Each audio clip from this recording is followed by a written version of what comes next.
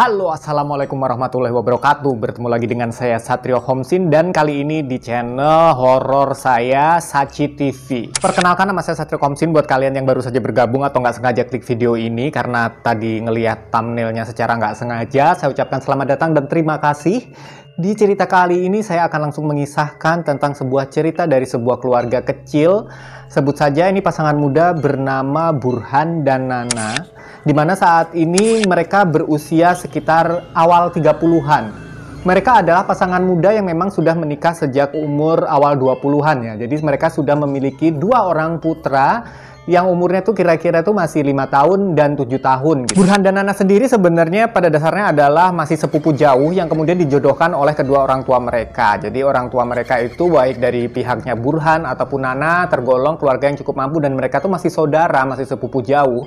Jadi dijodohkan ya, bukan karena merit karena accident ya, bukan. Mereka menikah muda di umur 20 dan 21 tahun itu karena memang dijodohkan oleh kedua orang tuanya. Jadi supaya jadi saudara yang lebih dekat lagi gitu. Sehingga apa? Sehingga waktu mereka menikah, itu Burhan itu belum memiliki pekerjaan, bahkan masih kuliah. Akhirnya dia melanjutkan kuliahnya dengan tetap menikah. Akhirnya mereka memiliki putra. Oke, singkat kata, saat ini Burhan sudah bekerja di salah satu kantor milik pemerintahan gitulah ya.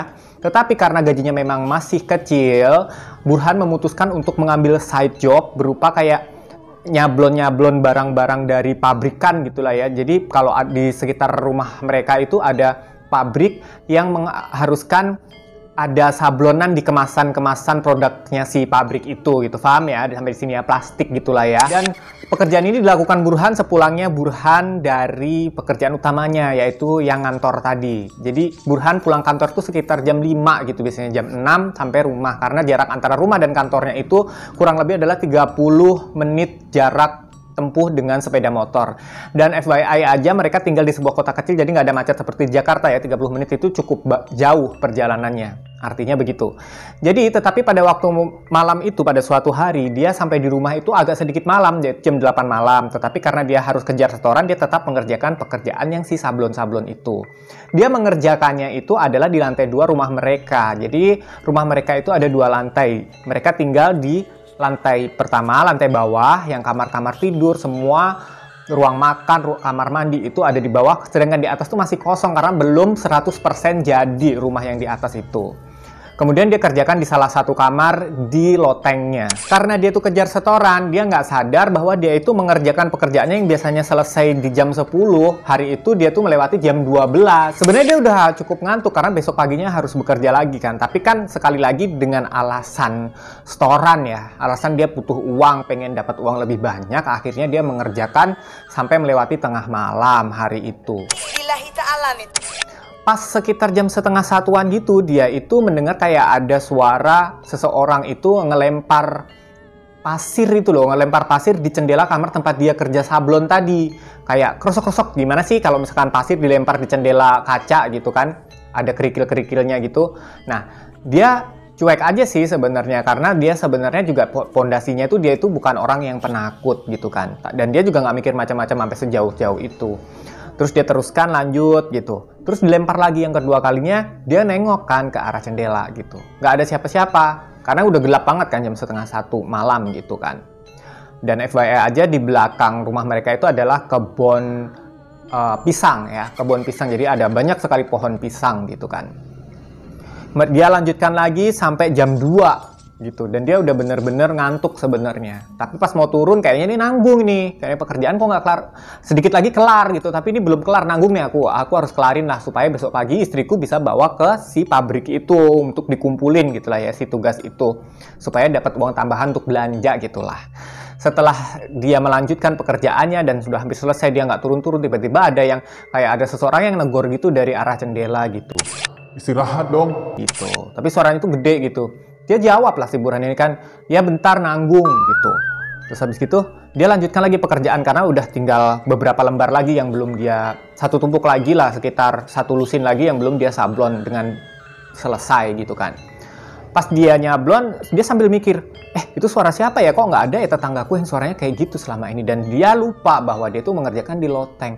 Kalaupun ada orang yang menyapa dia dari jendela kamarnya, itu berarti orangnya setinggi apa? Dan seperti yang tadi aku udah sampaikan bahwa jendela kamarnya itu di sisi luarnya itu adalah kebun pisang, jadi nggak ada rumah. Dan dari situ dia udah mulai berpikir, jadi kabur lah dia ke bawah kan, karena ini udah mulai ekstrim, yang biasanya cuma ngelempar, didiemin ngelempar lagi, didiemin ngelempar lagi. Kali ini udah nyuruh dia gitu, turun dong, istirahat dong gitu. Tapi baik juga itu hantunya gitu kan. Pas sampai di bawah, si istrinya nanya kan, si Nana ini kan, kenapa mas gitu? Enggak, tadi aku ditegur sama hantu di atas kan, suruh istirahat. Kata istrinya, ya iyalah ini udah kelewat malam gitu ya, sehabisnya nanggung, kata suaminya gitu kan. Nah, dia habis mengalami hal seperti itu, dia sepertinya tidak bisa tidur dengan cepat juga di bawah, karena dia masih deg-degan, ketakutan gitu kan. Akhirnya dia memutuskan untuk tidur di luar, di sofa, tidak di dalam kamar bersama istrinya kan. Karena dia tiba-tiba ngerasa badannya itu gerah gitu loh pas habis ditegur sama si hantu itu kan.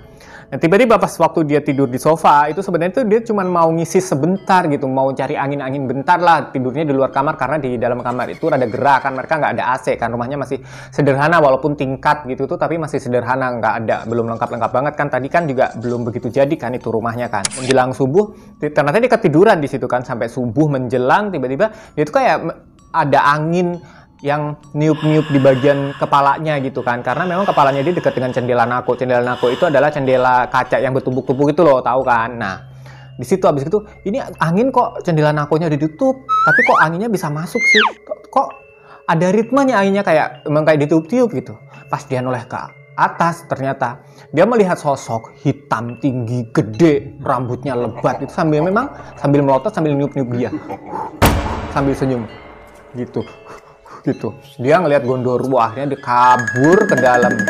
Dia laporan ke sini bahwa dia habis ngeliat Gondoruo, dan sepertinya sosok Gondoruo itulah yang semalamnya juga negor dia di atas. Mulai sejak saat itu akhirnya Burhan pun tidak pernah lagi untuk mau mengerjakan tugas-tugasnya melewati tengah malam dan tidak mau lagi tidur di sofa, karena memang pada dasarnya istrinya tuh udah ngelarang dia tidur di sofa, karena sofa rusak juga kalau dipakai tidur kan. Dan memang sudah menjadi kebiasaan bahwa kalau dia itu gak nurutin kata-kata istrinya, memang selalu digangguin sama sosok-sosok begitu. Jadi gimana tuh?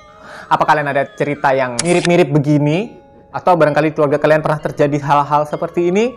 Silahkan komen di kolom komentar di bawah. Oke, itu tadi cerita dari pasangan muda Burhan dan Nana. Sampai ketemu di video berikutnya. Jangan lupa subscribe dan share ke teman-teman kamu.